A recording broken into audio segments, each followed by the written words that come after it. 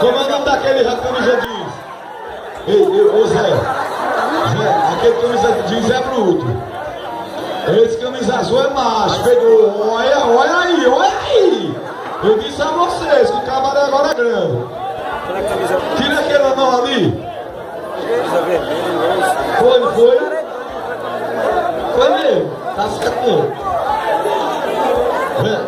Vem, chega. Pode ir, meu filho, chega. Pronto, ele vai. Acorda o bichinho.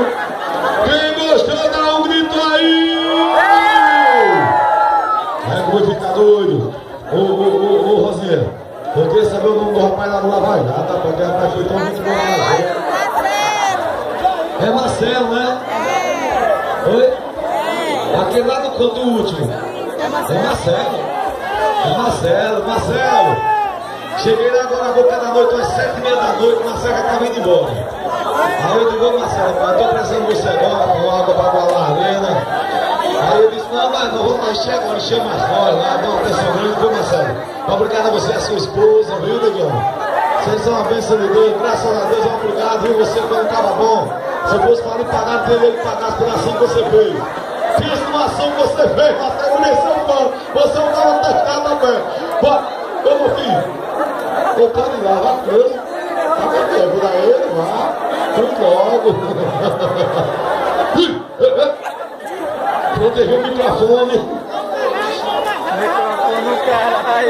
Marcelo tem um carro bom? Eu quero ter um carro bom, é Marcelo? Bora, cuida. Oi, papo. Coitado do outro que nada fez ainda. Olha, agora que o pessoal da toca do vaqueiro. Só. Ele vem, o barril vem pra cá, não. O barril vem em peso pra cá, não. Vem em peso. Barreiro vem em peso, não pra cá. Barreiros vai vir em peso. Acho que já tem bastante vezes de lá.